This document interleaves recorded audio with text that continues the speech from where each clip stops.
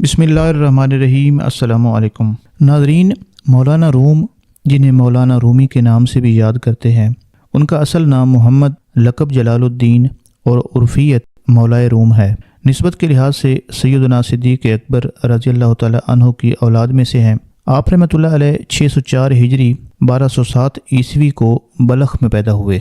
بلخ اس وقت افغانستان کا ایک شہر ہے اور شمالی افغانستان میں مزار شریف سے 20 کلومیٹر کے فاصلے پر واقع ہے۔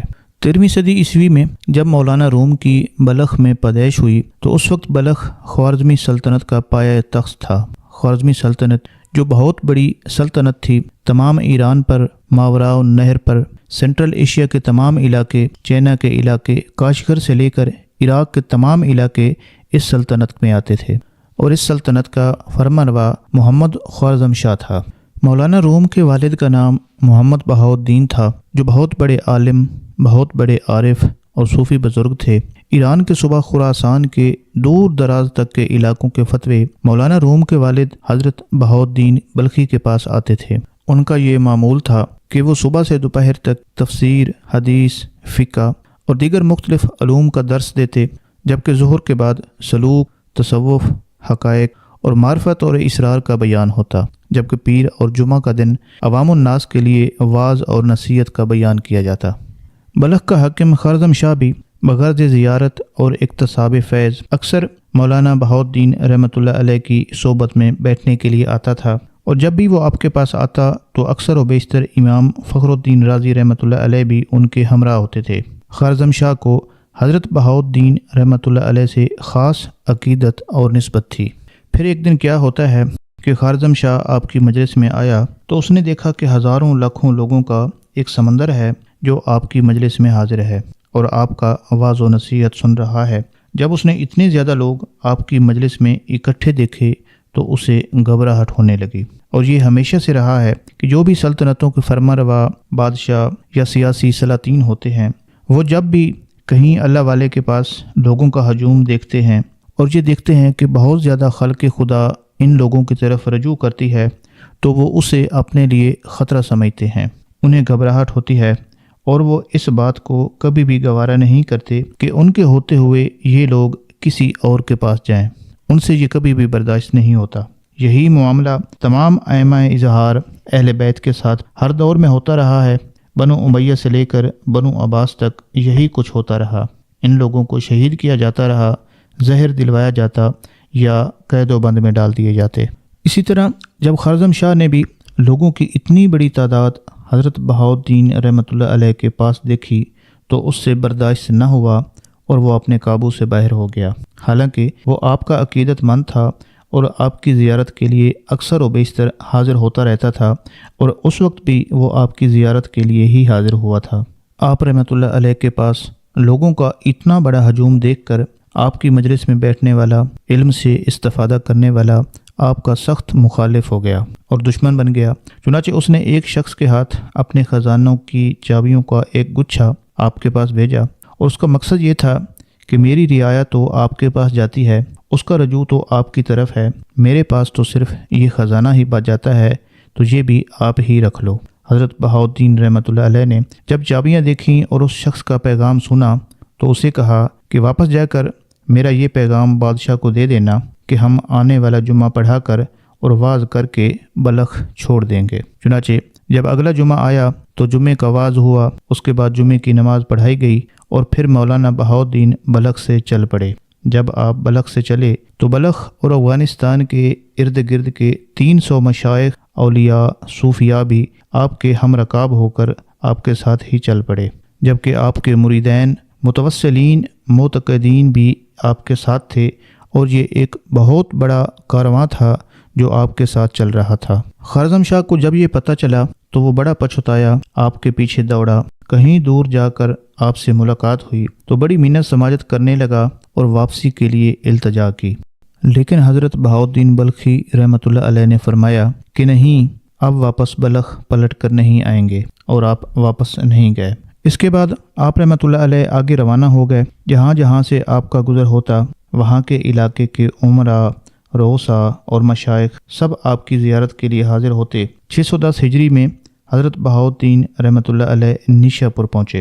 مولانا روم رحمۃ اللہ علیہ کے والد حضرت بہاؤالدین رحمۃ اللہ علیہ نے جب بلخ کو چھوڑا تھا اس وقت مولانا روم کی عمر 5 یا 6 سال تھی۔ جب نیشا پور میں پہنچے تو حضرت فرید الدین عطار رحمۃ اللہ علیہ آپ کی زیارت کے لیے آپ کی خدمت میں حاضر ہوئے۔ جب انہوں نے حضرت بہاؤالدین رحمۃ اللہ علیہ کے پاس 5 یا 6 سال کے چھوٹے سے بچے مولانا روم کو دیکھا اور ان کی پیشانی میں ان کے بخت اور قسمت کے ستارے کو چمکتے ہوئے دیکھا تو حضرت بہاؤالدین بلخی رحمۃ اللہ علیہ سے فرمایا کہ حضرت یہ بڑا جوہر قابل ہے، اس کی حفاظت اور پرورش سے کبھی غفلت نہ کرنا اور ہمیشہ ان کا خیال رکھنا۔ اس کے بعد آپ رحمۃ اللہ علیہ نیشا پور سے آگے بڑھے، مختلف علاقوں سے گزرے، کہیں کہیں قیام بھی کیا۔ اس طرح آپ ایک ملک سے دوسرے ملک اور ایک شہر سے دوسرے شہر چلتے اور پھرتے رہے اور وہاں مختلف جگہوں پر قیام بھی کرتے رہے۔ ترکی کا شہر کونیا، جہاں ابھی مولانا روم رحمۃ اللہ علیہ کا مزار بھی ہے، یہ علاقہ اس وقت سلجوقی سلطنت کا حصہ تھا۔ وہ سلجوقی سلطنت جو پورے ایشیائے کوچک پر 220 سال تک قائم رہی اور جس کی سرحدیں مشرق وسطیٰ تک جاتی تھیں۔ ترکی استنبول کے سارے علاقے اس سلطنت میں شامل تھے۔ اس وقت یہ سارا علاقہ سلطنت روم کہلاتا تھا، جس کا حکمران سلطان علاؤالدین کیقباد تھا۔ اس وقت جس علاقے میں حضرت بہاؤالدین رحمۃ اللہ علیہ قیام پذیر تھے، وہاں سلطان علاؤالدین کیقباد کے کچھ لوگ بھی آپ سے ملنے اور آپ کی زیارت کے لیے حاضر ہوئے۔ ان لوگوں نے آپ کے احوال، آپ کا مقام و مرتبہ، آپ کا زہد و تقویٰ دیکھا تو یہ سارے احوال جا کر سلطان علاؤالدین کیقباد کو بتا دیے۔ سلطان یہ سن کر بڑا متاثر ہوا اور آپ کو ایک دعوت دی اور درخواست بھیجی کہ آپ اب جب کہ بلخ سے چل پڑے ہیں تو ہمارے پاس کونیا میں آ کر قیام کریں۔ چنانچہ حضرت بہاؤالدین مولانا روم کے والد رحمۃ اللہ علیہ، جن کے ساتھ مولانا روم بھی تھے جو کہ اس وقت بچے تھے، آپ درمیان میں کونیا پہنچنے سے پہلے مختلف مقامات پر تھوڑا تھوڑا قیام فرماتے رہے، پھر آگے چلتے رہے۔ اسی دوران آپ دمشق سے بھی گزرے۔ وہاں آپ کی ملاقات شیخ اکبر محی الدین ابن عربی رحمۃ اللہ علیہ سے بھی ہوئی۔ جب حضرت بہاؤالدین رحمۃ اللہ علیہ دمشق گئے تھے اور شیخ اکبر محی الدین ابن عربی سے آپ کی ملاقات ہوئی تھی تو اس وقت مولانا روم کی عمر کوئی 10 سے 11 برس تھی۔ ملاقات کے دوران محی الدین ابن عربی رحمۃ اللہ علیہ نے باپ کو بھی دیکھا، بیٹے کو بھی دیکھا۔ پھر اس ملاقات کے بعد جب آپ وہاں سے آگے روانہ ہونے لگے تو شیخ اکبر نے دیکھا کہ آگے آگے والد حضرت بہاؤالدین بلخی تھے اور پیچھے ان کا 11 سال کا بیٹا محمد جلال الدین جو ابھی رومی نہیں ہوئے تھے وہ پیچھے چل رہے تھے۔ شیخ اکبر نے جب یہ منظر دیکھا تو فرمایا کہ سمندر دریا کے پیچھے پیچھے جا رہا ہے، یعنی باپ دریا ہے اور بیٹا بڑا ہو کر سمندر بننے والا ہے۔ دمشق سے جانے کے بعد مختلف جگہوں سے پھرتے پھراتے وہاں رہتے ہوئے جب آپ کونیا پہنچے تو اس وقت مولانا روم رحمۃ اللہ علیہ کی عمر 17 یا 18 سال تھی۔ کونیا پہنچنے پر سلطان علاؤالدین کیقباد نے اپنے شہر سے باہر نکل کر بڑے تزک اور احتشام سے آپ کا استقبال کیا۔ وہ گھوڑے سے نیچے اترا، ننگے پاؤں پا پیادہ دیر تک آپ کے استقبال کے لیے آپ کے ساتھ ساتھ چلتا رہا، پھر ایک عالی شان مقام پر لے جا کر آپ کو ٹھہرایا اور ضرورت کی تمام چیزیں وہاں مہیا کیں، اور پھر اکثر و بیشتر وہ آپ کی مجلس اور صحبت میں آ کر بیٹھتا تھا۔ کونیا پہنچ کر حضرت بہاؤالدین رحمۃ اللہ علیہ نے وہاں اپنا مستقل قیام فرمایا۔ وقت گزرتا رہا اور 628 ہجری میں 18 ربیع الثانی جمعہ کے دن حضرت بہاؤالدین رحمۃ اللہ علیہ مولانا روم کے والد انتقال فرما گئے۔ اس وقت مولانا روم کی عمر 24 سال تھی۔ مولانا روم رحمۃ اللہ علیہ کو ابتدائی تعلیم ان کے والد حضرت بہاؤالدین بلخی رحمۃ اللہ علیہ نے خود دی، پھر ان کے مریدین اور تلامذہ میں سے ایک بڑے نامور عالم حضرت برہان الدین محقق رحمۃ اللہ علیہ کے سپرد کیا، جنہوں نے مولانا روم رحمۃ اللہ علیہ کی تربیت کی، آپ کو تمام علوم و فنون، حدیث اور فقہ کی تعلیم سے روشناس کروایا۔ مولانا روم رحمۃ اللہ علیہ جب 24 سال کے تھے تو ان کے والد فوت ہو گئے۔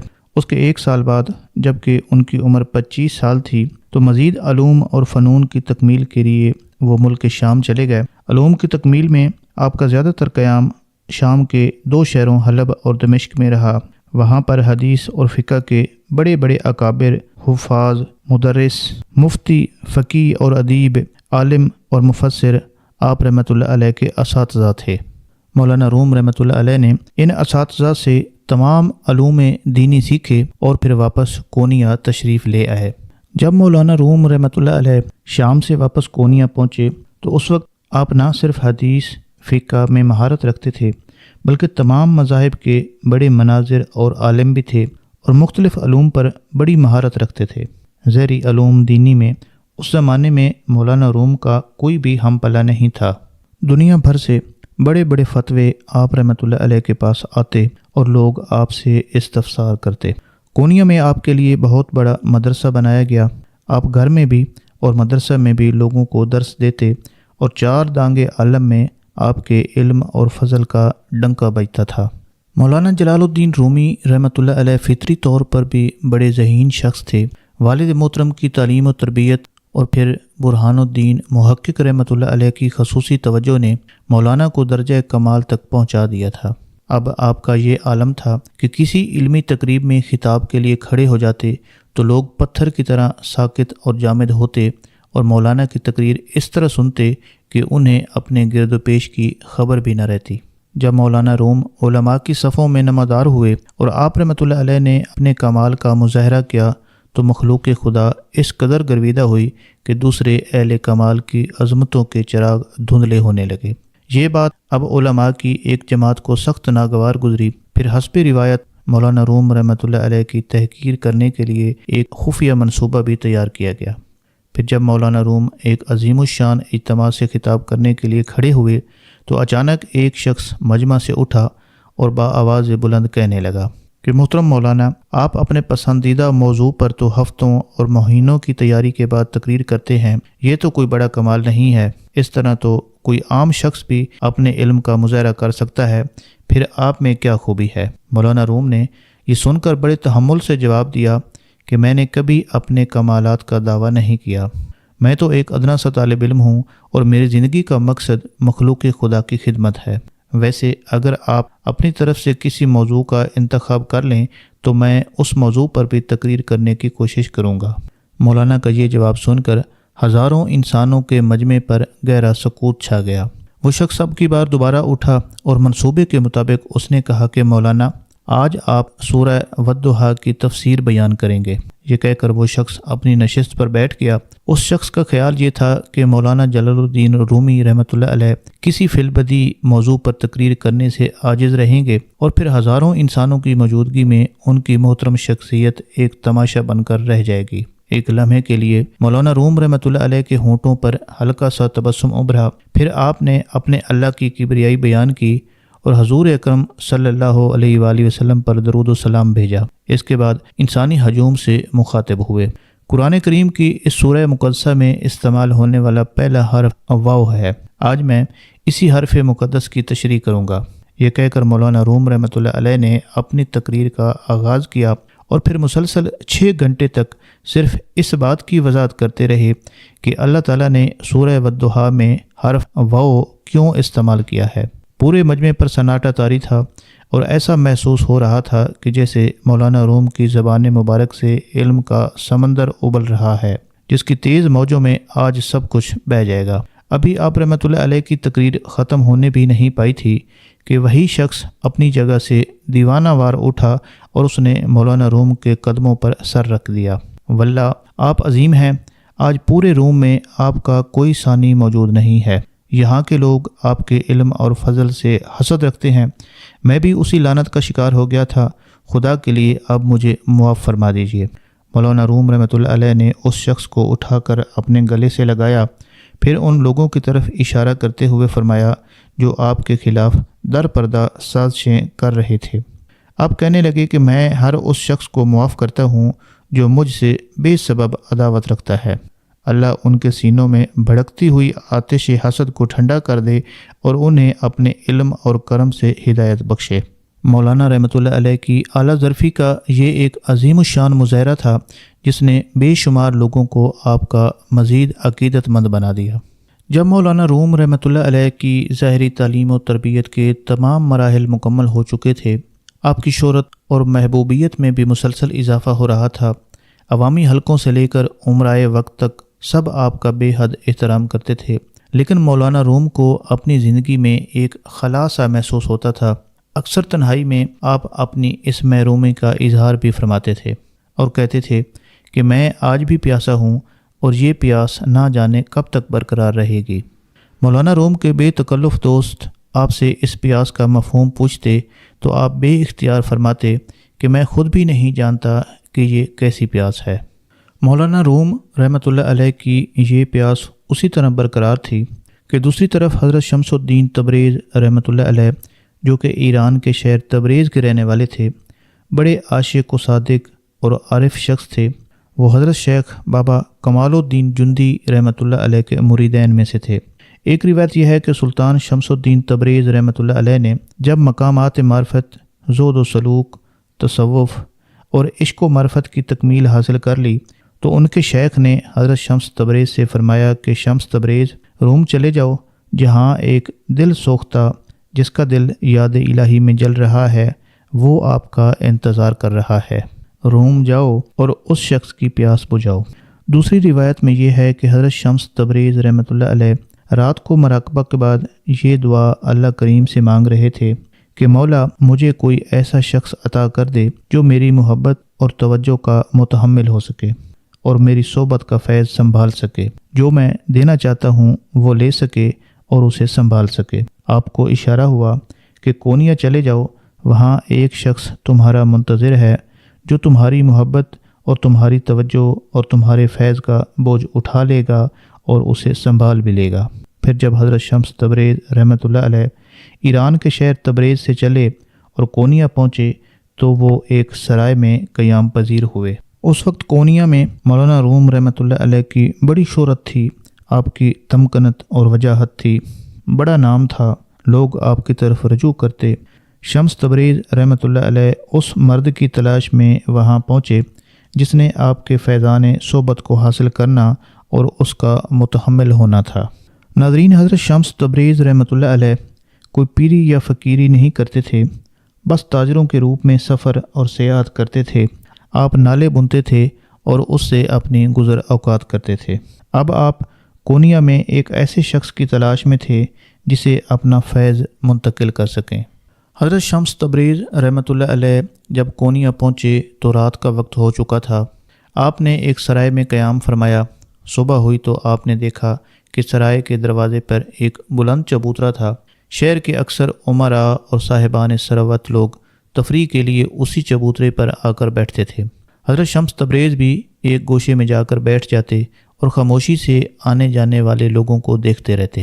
ایک دن مولانا جلال الدین رومی رحمۃ اللہ علیہ اسی راستہ سے گزرے تو حضرت شمس تبریز چونک اٹھے۔ مولانا کے ہزاروں شاگرد تھے جو ہاتھ باندھے اور نظریں جھکائے اپنے استاد کے پیچھے پیچھے چل رہے تھے۔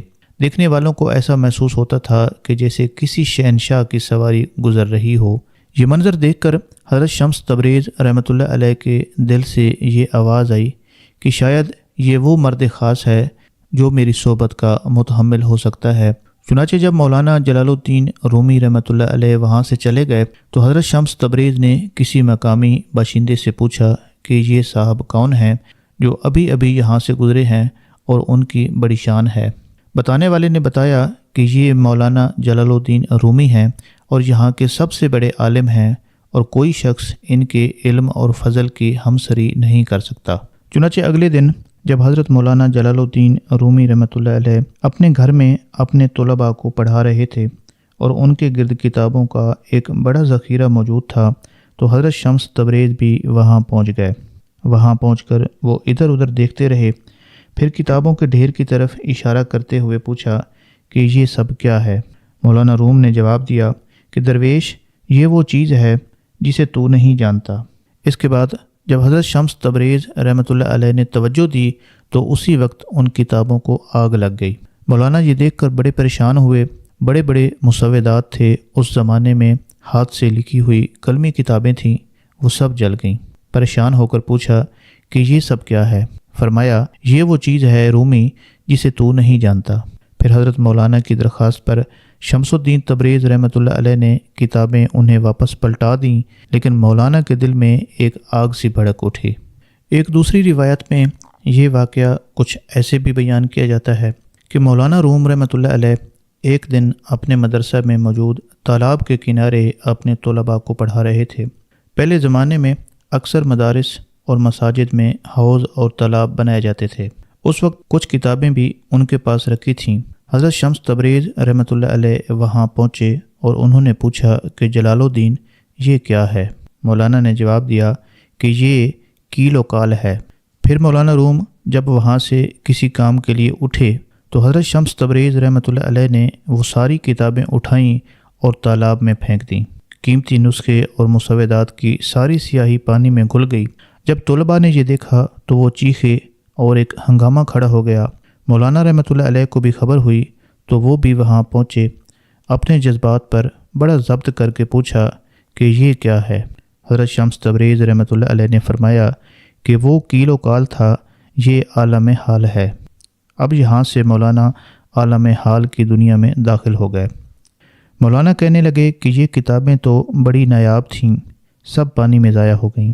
حضرت شمس تبریز رحمۃ اللہ علیہ نے فرمایا کہ غم نہ کرو، تمہاری کتابیں تمہیں واپس مل جائیں گی۔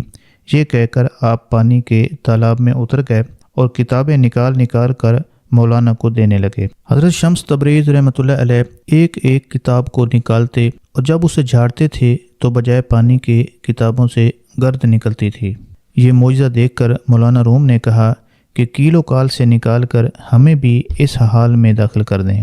پھر مولانا روم جب اس حال میں داخل ہوئے تو پڑھانا چھوڑ دیا، درس بند کر دیا، فتویٰ نویسی بند ہو گئی اور حال میں ایسے داخل ہوئے کہ سلطان العاشقین بنے۔ اس پہلی ملاقات میں حضرت شمس تبریز رحمۃ اللہ علیہ اور مولانا روم 6 ماہ تک دونوں تنہا اکیلے ایک حجرے میں بند بیٹھے رہے۔ حالت مراقبہ میں حضرت شمس الدین تبریز توجہ دیتے رہے اور مولانا روم وہ توجہ لیتے رہے اور ان کا حال بدلتا گیا۔ 6 ماہ کے بعد جب باہر نکلے تو مولانا روم مولائے روم بن چکے تھے۔ مولوی ہرگز نشد مولائے روم، تا غلام شمس تبریزی نشد۔ کیل و کال سے نکل کر مولانا رحمۃ اللہ علیہ حال میں ایسے داخل ہوئے کہ سلطان العارفین اور سلطان العاشقین بنے۔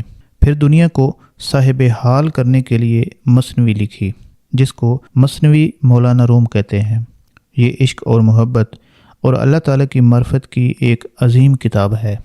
مثنوی مولانا روم وہ عظیم کتاب ہے جس نے مولانا روم کو آج تک زندہ رکھا ہوا ہے اور جس کی شہرت اور مقبولیت نے ایران کی تمام تصانیف کو پیچھے چھوڑ دیا ہے۔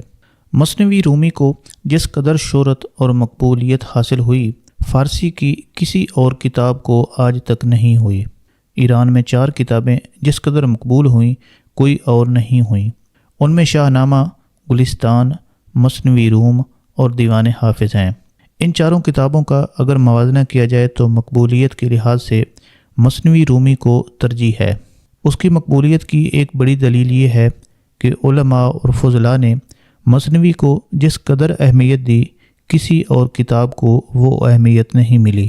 حضرت شمس الدین تبریز رحمۃ اللہ علیہ کی ملاقات سے پہلے مولانا روم کی زندگی میں کیل و کال تھا، مناظرہ و مجادلہ، فتویٰ اور تدریس تھا، تصنیف و تحقیق کا صرف ایک ہی رنگ تھا۔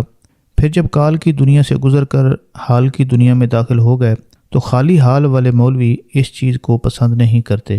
اس طرح ایک بڑا فتنہ برپا ہو گیا کہ یہ کون ہے شمس تبریز جس نے ہمارے استاد، ہمارے شیخ سلطان العلماء، سلطان الفقہاء کی زندگی بالکل بدل کر رکھ دی ہے۔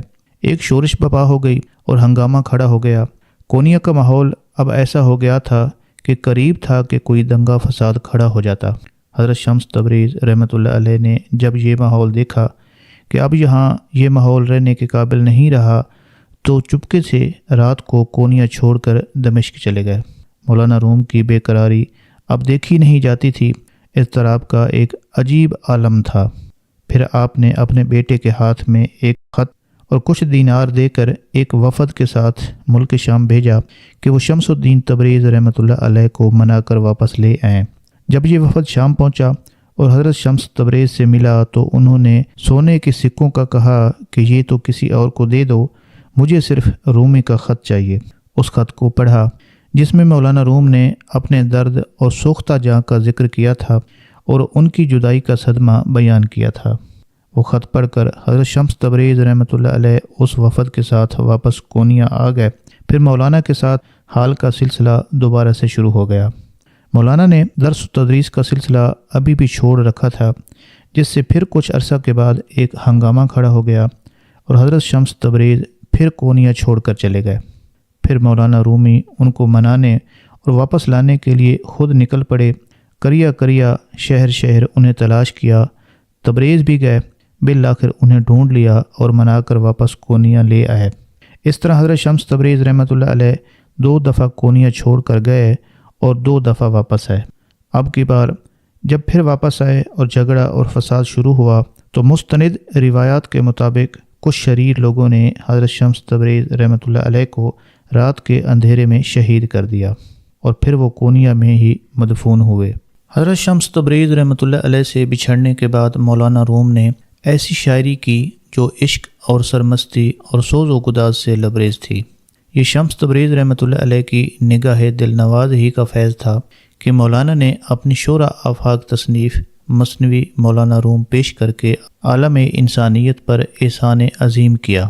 یہ شاعری کی ایسی عظیم و جلیل کتاب ہے کہ صدیوں گزر جانے کے بعد بھی عالمی ادب میں اس کا کوئی حریف نظر نہیں آتا، اور جہاں تک مسلمانوں کی عقیدت کا تعلق ہے تو آج بھی مولانا کی اس تصنیف کو پڑھنے والے پہلے بوسہ دیتے ہیں اور نہایت عزت اور احترام سے سروں پر اسے رکھا جاتا ہے۔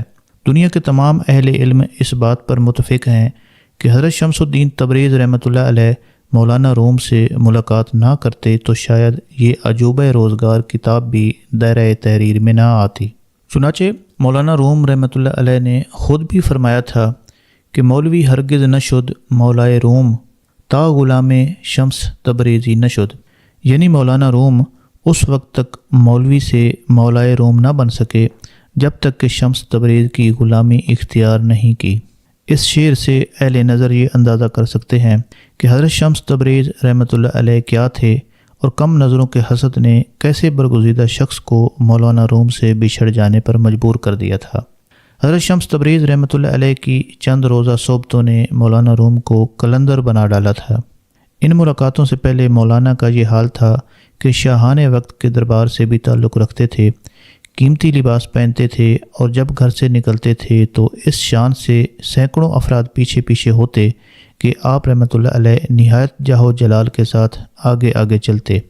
اگر کوئی اجنبی یہ منظر دیکھ لیتا تو یہی سمجھتا کہ کوئی حاکم اپنے تمام تر جلال و جبروت کے ساتھ گزر رہا ہے، مگر جس دن سے حضرت شمس تبریز کی غلامی اختیار کی تو آپ کی دنیا ہی بدل گئی۔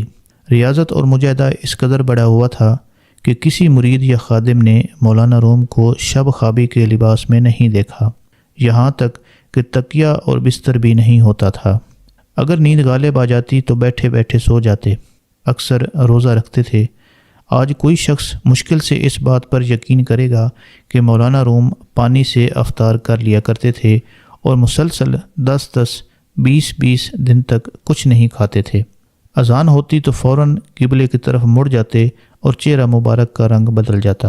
نماز میں اتنے مستغرق ہوتے کہ گرد و پیش کی خبر نہ رہتی۔ خادموں نے بارہا اپنی آنکھوں سے یہ منظر دیکھا کہ عشاء کے بعد نماز کی نیت باندھی تو 2 رکعتوں میں ہی صبح ہو گئی۔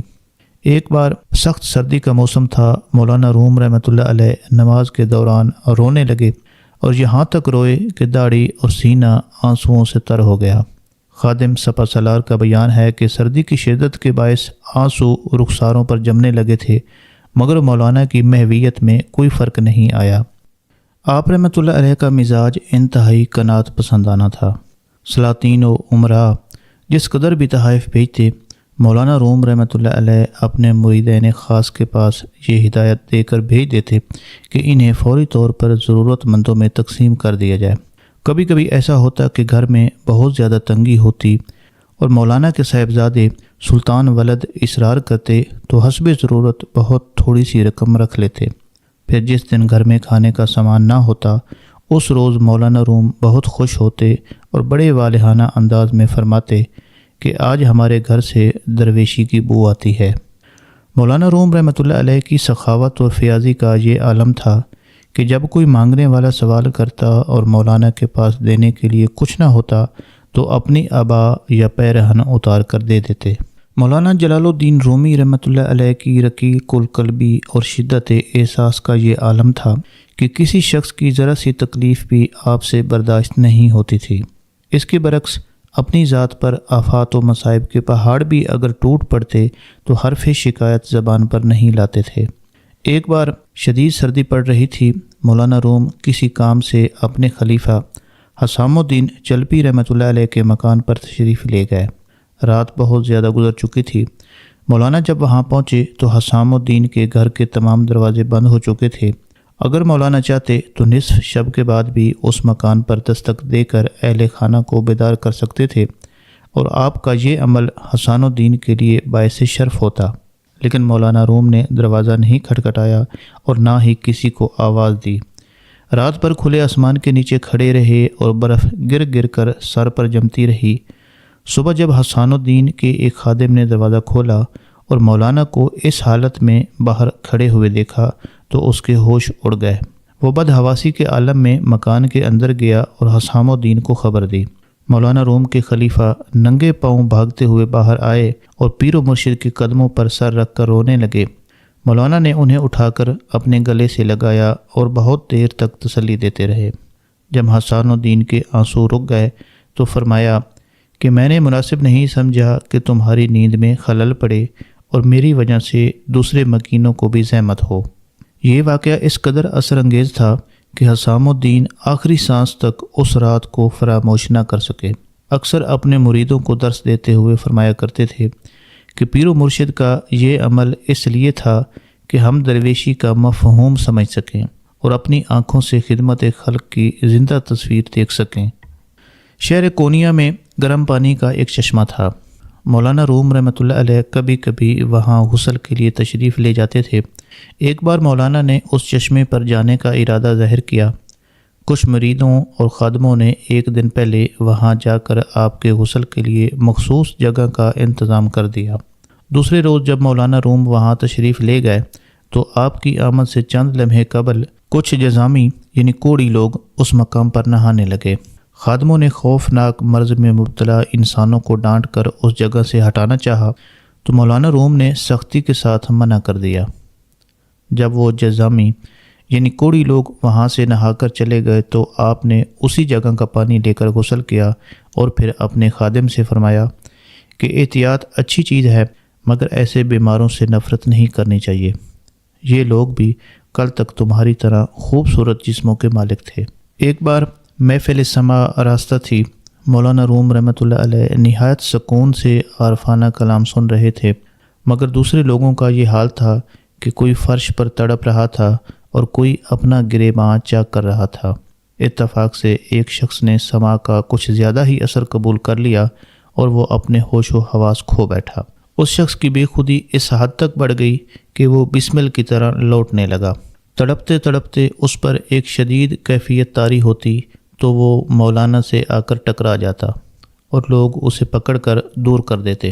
کچھ دیر تک تو حاضرین نے اس پر دھیان نہیں دیا، لیکن جب اس شخص نے کئی مرتبہ یہی حرکت کی تو مولانا کے خادموں نے اسے پکڑا اور محفل سے دور کر دیا۔ مولانا رحمۃ اللہ علیہ کو یہ بات بڑی ناگوار گزری۔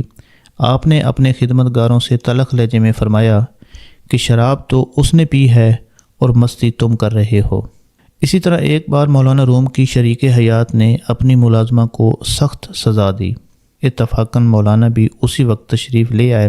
بیوی کی یہ حرکت دیکھ کر آپ بہت ناراض ہوئے اور غم زدہ لہجے میں فرمانے لگے کہ تم نے خدا کی نعمتوں کا شکر ادا نہیں کیا۔ یہ اسی کی ذات پاک ہے جو غلاموں کو آقا اور آقاؤں کو غلام بنا دیتی ہے۔ ایک لمحے کے لیے اس وقت کا تصور کرو جب تم کنیز ہوتیں اور یہ عورت مالک کی حیثیت رکھتی، پھر تمہارا کیا حال ہوتا۔ مولانا کی یہ اثر انگیز گفتگو سن کر آپ کی شریک حیات نے اس ملازمہ کو آزاد کر دیا اور پھر جب تک زندہ رہیں خادماؤں کو اپنے جیسا کھلاتیں اور پہناتیں، یہاں تک کہ ہر معاملے میں محبت سے پیش آتیں۔ مولانا روم رحمۃ اللہ علیہ کا یہ سلوک انسانوں ہی کے لیے مخصوص نہیں تھا۔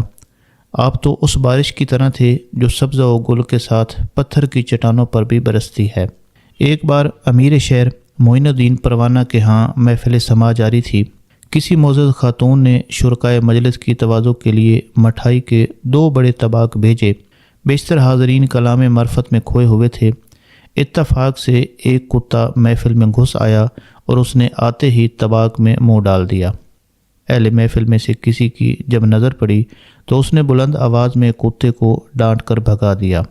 مولانا روم جو بہت دیر سے آنکھیں بند کیے ہوئے سما کی کیفیت میں گم تھے، یہ چیخ سن کر چونک پڑے، اور جب یہ منظر دیکھا تو اس شخص کو ہاتھ کے اشارے سے روک دیا جو کتے کو بھگانے کی کوشش کر رہا تھا۔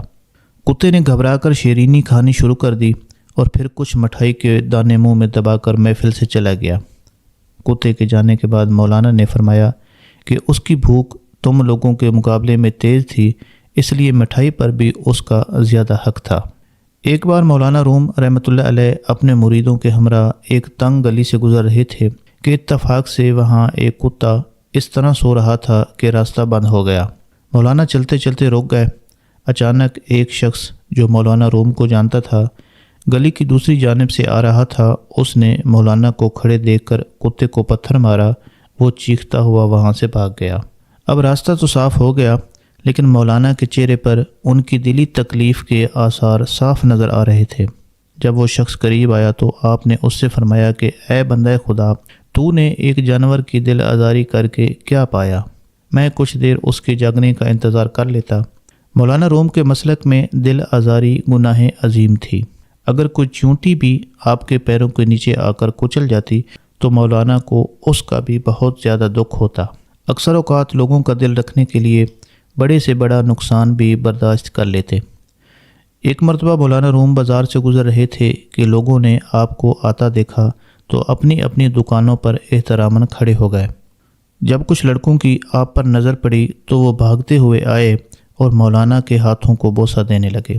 مولانا رحمۃ اللہ علیہ بچوں کو خوش کرنے کے لیے جواباً ان کے ہاتھ چوم لیتے۔ ایک لڑکا کسی کام میں مشغول تھا۔ اس نے چلا کر کہا کہ مولانا ابھی جائیے گا نہیں، میں ذرا کام سے فارغ ہو جاؤں۔ مولانا نے اس کی آواز سنی اور مسکرانے لگے۔ پھر آپ بہت دیر تک اس لڑکے کے انتظار میں کھڑے رہے۔ جب وہ اپنے کام سے فارغ ہو کر آیا تو اس نے مولانا کے ہاتھوں کو بوسہ دیا، تب آپ تشریف لے گئے۔ اسی طرح ایک دن بھرے بازار میں 2 آدمی لڑ رہے تھے، ایک دوسرے کو فحش گالیاں دے رہے تھے۔ ان میں سے ایک کہہ رہا تھا کہ او شیطان، اگر تو ایک کہے گا تو میں تجھے 10 سناؤں گا۔ مولانا روم رحمۃ اللہ علیہ اس طرف سے گزر رہے تھے۔ آپ اس شخص کے قریب گئے اور فرمایا کہ بھائی، تمہیں جو کچھ کہنا ہے مجھے کہہ لو، اگر تم 1000 کہو گے تو جواب میں ایک بھی نہیں سنو گے۔ مولانا کے حسن کلام نے دونوں کو شرمندہ کر دیا، یہاں تک کہ وہ باہمی رنجش کو ختم کر کے آپس میں پھر سے دوست بن گئے۔ یہ تھے حضرت مولانا جلال الدین رومی رحمۃ اللہ علیہ، جو نصف صدی تک بے شمار بندگان خدا کا روحانی علاج کرتے رہے۔ مگر یہ قدرت کا ایک عجیب نظام ہے کہ وقت معلوم پر بیماروں کی طرح مسیحا بھی دنیا سے رخصت ہو جاتا ہے، اور اب وہی سنگین وقت نزدیک آ چکا تھا۔ یہ 670 ہجری کا واقعہ ہے۔ ایک دن کونیا میں زبردست زلزلہ آیا۔ لوگ خوف و دہشت سے چیخنے لگے۔ پھر مسلسل 40 دن تک زلزلے کے جھٹکے محسوس کیے جاتے رہے۔ شہر میں ایک قیامت سی برپا تھی۔ کونیا کے کسی باشندے کو بھی اپنی زندگی کا بھروسہ نہیں تھا کہ کب زمین میں شگاف پڑے اور وہ اپنے ساز و سامان کے ساتھ ملک عدم روانہ ہو جائے۔ اس مسلسل اذیت ناک صورتحال سے گھبرا کر اہل شہر مولانا کی خانقاہ میں حاضر ہوئے اور آپ سے دعا کی درخواست کرنے لگے۔ مولانا نے حسب عادت دل نواز تبسم کے ساتھ فرمایا کہ زمین بھوکی ہے، لقمہ تر چاہتی ہے، انشاءاللہ اسے اپنے مقصد میں کامیابی حاصل ہوگی۔ پھر لوگوں کو تسلی دیتے ہوئے کہا کہ کوئی شخص ہراساں نہ ہو، جس پر گزرنا ہے گزر جائے گی۔ انسانی ہجوم مطمئن ہو کر اپنے گھروں کو چلا گیا۔ مولانا کے اس ارشاد کے بعد ہی زلزلہ تھم گیا۔ شہر کونیا کی گم شدہ رونق واپس لوٹ آئی، مگر دوسرے دن ایک خبر نے لوگوں سے یہ ساری خوشیاں چھین لیں۔ مولانا روم رحمۃ اللہ علیہ اچانک شدید بیماری کا شکار ہو گئے۔ پورا شہر عیادت کے لیے امڑ آیا۔ بہترین طبیبوں نے علاج کیا، لیکن مرض لہجہ بہ لہجہ بڑھتا گیا۔ مریدوں اور خادموں نے رو رو کر کہا کہ آپ کی دعاؤں سے بے شمار مریضوں نے صحت پائی ہے، آج آپ ہماری خاطر اپنی صحت کے لیے بھی دعا فرمائیے۔ مولانا نے عقیدت مندوں کی ایک گفتگو سنی تو اپنا منہ دوسری طرف پھیر لیا۔ حاضرین سمجھ گئے کہ وقت قریب آ پہنچا ہے، اور پھر ایسا ہی ہوا۔ دوسرے دن غروب آفتاب سے ذرا پہلے مولانا روم رحمۃ اللہ علیہ اپنے خدا کی وحدانیت اور خاتم النبیین صلی اللہ علیہ وآلہ وسلم کی رسالت پر گواہی دیتے ہوئے اس دنیا سے رخصت ہو گئے۔ کونیا میں گھر گھر میں صف ماتم بچھ گئی۔ ہزاروں انسانوں نے شدت غم میں اپنے گریبان پھاڑ ڈالے۔ جنازہ اٹھا تو انسانوں کا ایک سیل رواں تھا جو اپنے روحانی پیشوا کو آہوں اور اشکوں کی آخری بار نظر پیش کرتا ہوا قبرستان کی طرف جا رہا تھا۔ بادشاہ وقت بھی جنازہ میں شریک تھا۔ میت کے آگے سینکڑوں عیسائی اور یہودی بھی انجیل اور توریت مقدس کی آیات پڑھتے ہوئے چل رہے تھے۔ ان غیر مسلموں کی آنکھیں اشکبار تھیں اور ہونٹوں پر جاگ گداز نوحے تھے۔ بادشاہ نے ان عیسائیوں اور یہودیوں کی یہ حالت دیکھ کر پوچھا کہ تم میں مولانا سے کیا نسبت تھی؟ جواب میں عیسائیوں اور یہودی علماء نے کہا کہ یہ تمہاری طرح ہمارا بھی محبوب ہے۔ مولانا روم کی عظمت کی یہ ایسی دلیل تھی جسے جھٹلایا نہیں جا سکتا۔ انہیں زیر زمین سوئے ہوئے صدیاں گزر گئیں، مگر آج بھی یوں محسوس ہوتا ہے کہ جیسے وہ زندہ ہیں۔ شاعر مشرق علامہ محمد اقبال رحمۃ اللہ علیہ ذہنی اور روحانی اعتبار سے آخری سانس تک مولانا رحمۃ اللہ علیہ کے زیر اثر رہے، یہاں تک کہ علامہ نے مرد جلیل کو پیر روم کہہ کر پکارا اور ہمیشہ اس روحانی شاگردی پر نازاں رہے۔ مولانا روم رحمۃ اللہ علیہ 66 سال کی عمر میں 1273 عیسوی بمطابق 672 ہجری میں انتقال فرما گئے۔ ترکی میں مولانا روم کا مزار ایک میوزیم کی صورت میں موجود ہے جس کا رقبہ 18,000 مربع میٹر ہے، جو درگاہ حضرت مولانا، مسجد، درویشوں کے کمرے، لائبریری، تبرکات کے کمرے، سماع ہال، وسیع لان، صحن باغیچہ اور دفاتر پر مشتمل ہے۔ قافلہ سالار عشق حضرت مولانا جلال الدین رومی رحمۃ اللہ علیہ نے شہر کونیا کو اپنا دائمی مسکن بنایا، جو ترکی کے مشہور تاریخی شہر استنبول سے 665 کلومیٹر کے فاصلے پر واقع ہے۔ حضرت مولانا رومی رحمۃ اللہ علیہ فرماتے ہیں کہ کونیا شہر کو ہم نے مدینۃ الاولیاء کا لقب دے دیا ہے۔ اس شہر میں ولی پیدا ہوتے رہیں گے۔ ترکی کے اسی خوبصورت اور دلکش شہر میں حضرت مولانا جلال الدین رومی رحمۃ اللہ علیہ کا مزار مبارک موجود ہے۔ حضرت مولانا جلال الدین رومی رحمۃ اللہ علیہ کا مزار مبارک خوبصورت اور دلکش ڈیزائن کے لحاظ سے ایک منفرد مزار مبارک ہے۔ ظاہری خوبصورتی اور جہو جلال کے علاوہ انوار و تجلیات کے بھی کیا کہنے۔ حضرت مولانا روم کے مزار مبارک کے ایک حصے میں شیشے کی ایک الماری میں حضرت مولانا کے تبرکات محفوظ ہیں، جن میں حضرت مولانا کا لباس مبارک، حضرت مولانا کی جائے نماز، کندھے پر ڈالنے والا رومال، مولانا کی 3 ٹوپیاں اور 2 عدد جبے سر فہرست ہیں۔ کونیا میں آپ رحمۃ اللہ علیہ کا مزار آج بھی عقیدت مندوں کا مرکز ہے۔ مولانا روم رحمۃ اللہ علیہ 13ویں صدی عیسوی کے مشہور صوفی بزرگ ہیں۔ مثنوی رومی، فی مافی اور دیوان شمس تبریز ان کی معروف کتب ہیں۔ مولانا جلال الدین رومی رحمۃ اللہ علیہ کا سلسلہ اب تک قائم ہے۔ ان کے فرقے کے لوگ جلالیہ کہلاتے ہیں۔ چونکہ مولانا کا لقب جلال الدین تھا، اس لیے ان کے انتساب کی وجہ سے یہ نام مشہور ہوا۔ آج کل ایشیائے کوچک، شام، مصر اور قسطنطنیہ میں اس فرقے کو لوگ مولویہ کہتے ہیں۔ دوسری جنگ عظیم سے قبل بلکان، افریقہ اور ایشیا میں مولوی طریقت کے پیروکاروں کی تعداد 1 لاکھ سے زائد تھی۔ یہ لوگ نمد کی ٹوپی پہنتے ہیں جس میں جوڑ یا درز نہیں ہوتی۔ مشائخ اس ٹوپی پر عمامہ باندھتے ہیں۔ خرقہ یا کرتا کی بجائے ایک چٹلہ دار پاجامہ ہوتا ہے۔ ذکر و شکل کا طریقہ یہ ہے کہ حلقہ باندھ کر بیٹھتے ہیں۔ ایک شخص کھڑا ہو کر ایک ہاتھ سینے پر اور ایک ہاتھ پھیلائے ہوئے رقص شروع کرتا ہے۔ رقص میں آگے پیچھے بڑھنا یا ہٹنا نہیں ہوتا، بلکہ ایک ہی جگہ جم کر متصل چکر لگائے جاتے ہیں۔ سماع کے وقت دف اور نئے بھی بجاتے ہیں۔ اللہ تعالیٰ مولانا روم پر ہزارہا رحمتیں اور برکتیں نازل کرے اور ان کے صدقے میری اور آپ سب سننے والوں کی بھی مغفرت کرے۔ آمین یا رب العالمین۔ آج کے لیے اتنا ہی تھا، ملتے ہیں ایک اور ویڈیو کے ساتھ۔ اپنا بہت سا خیال رکھیے گا۔ اللہ حافظ۔